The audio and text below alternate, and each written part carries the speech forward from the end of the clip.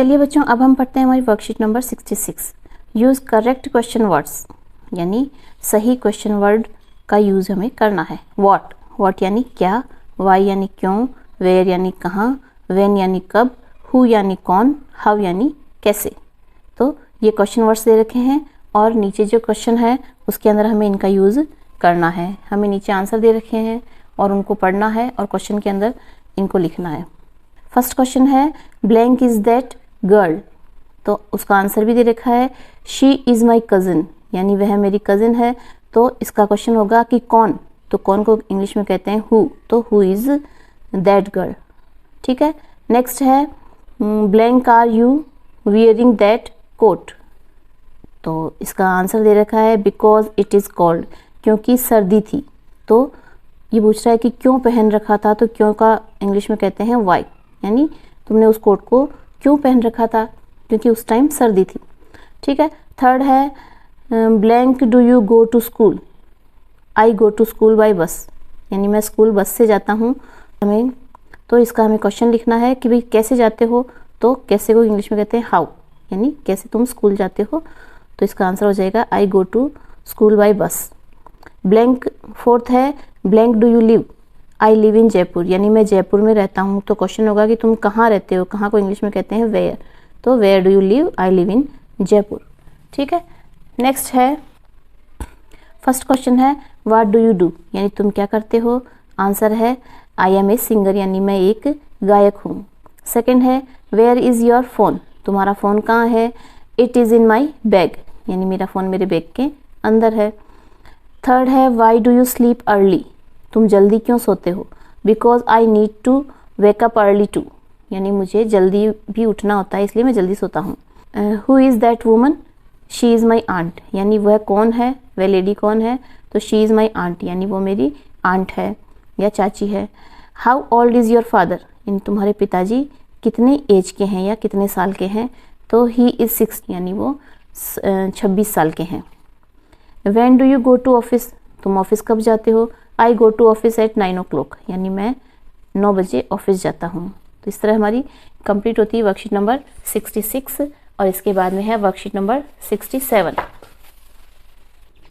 Worksheet 67 number these activities according to sequence, यानी यहाँ पर हमें एक्टिविटीज़ दी हुई हैं और उन्हें क्रम से हमें जमाना है। तो यह है go to school, take bath, brush my teeth, wake up, do my homework और हैव ब्रेकफास्ट। तो इनमें से सबसे पहले कौन सी एक्टिविटी होगी, वेकअप, वेकअप यानी जागना। उसके बाद सेकंड है ब्रश माई टीथ, यानी मैं फिर दांतों को मंजन करता हूँ।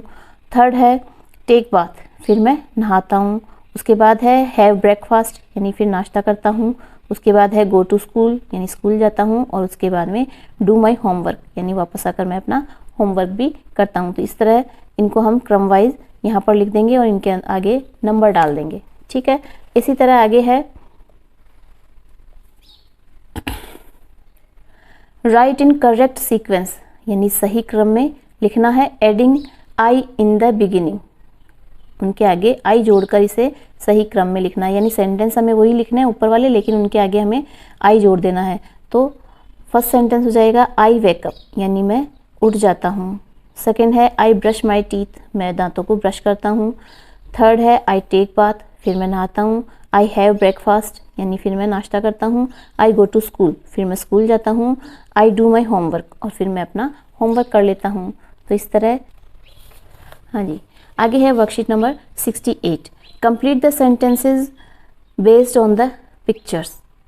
व्हाट आर यू डूइंग, यानी ये जो सेंटेंस दिए हुए उन्हें हमें कंप्लीट करना है और इसमें क्या हो रहा है उसे देखकर हमें यहाँ पर लिखना है। ठीक है। जैसे हमें प्रश्न पूछा कि व्हाट आर यू डूइंग, तो ये सब हम हैं, तो यहाँ पर हम खेल रहे हैं, तो ये इसका सेंटेंस बन जाएगा वी आर प्लेइंग। उसके बाद नेक्स्ट है जब हम पढ़ाई कर रहे हैं तो वी आर रीडिंग, यानी हम पढ़ रहे हैं। थर्ड है आई एम, देखिए यहाँ पर आई दे रखा है, तो इस आई के साथ में हेल्पिंग वर्ब में एम लगेगा, तो आई एम स्लीपिंग, यानी मैं सो रहा हूँ। उसके बाद है आई एम ईटिंग, यानी मैं खा रहा हूँ। उसके बाद देखो ये एक से ज़्यादा है तो वी हो गया वी आर सिंगिंग, यानी हम गा रहे हैं। और लास्ट है वी आर जंपिंग, यानी हम कूद रहे हैं। तो इस तरह कंप्लीट होती है हमारी वर्कशीट नंबर 68। अब है वर्कशीट नंबर 69।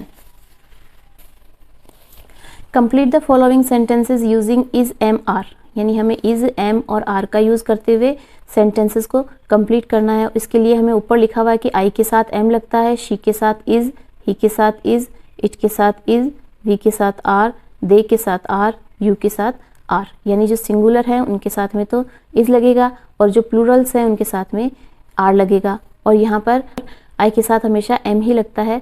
तो चलो अब इसको भी पूरा कर लें हम। फर्स्ट है शी इज़ सिंगिंग, यानी वह गा रही है। दे आर प्लेइंग, यानी वे खेल रहे हैं। इट इज़ ए डॉग, यह एक कुत्ता है। आई एम टीचर, यानी मैं एक शिक्षक हूँ। He is reading A comic, वह एक कॉमिक पढ़ रहा है। वी आर लाफिंग, यानी हम हंस रहे हैं। You are writing a letter, यानी तुम एक लेटर लिख रहे हो। We are going to market, यानी हम बाजार जा रहे हैं। 9th है Kunal is a smart boy, यानी कुणाल एक स्मार्ट लड़का है। शी इज़ टीचिंग इंग्लिश, यानी वह इंग्लिश पढ़ा रही है। इस तरह कंप्लीट हुई हमारी वर्कशीट नंबर 69। अब है बच्चों हमारी worksheet number 70। Find out about our national symbols. National symbols का अर्थ होता है राष्ट्रीय चिन्ह, यानी हमारे राष्ट्रीय चिन्हों का पता कीजिए, उन्हें ढूंढिए। ड्रॉ देयर पिक्चर्स, और उनकी पिक्चर्स बनानी है। एंड कलर देम, और उनमें कलर भी करना है। अब कौन कौन से राष्ट्रीय चिन्ह ढूंढने हैं हमें, यहाँ पर नीचे कुछ के नाम दिए हुए हैं। Mango, tiger, tricolour, rupee, lotus, banyan, lion capital of Ashoka और हॉकी। ठीक है, तो देखो नेशनल एनिमल, यानी हमारा राष्ट्रीय पशु कौन सा है। नेशनल एनिमल है हमारा टाइगर। अब है नेशनल फ्रूट, वो है mango. National flag, try colour. National game, hockey.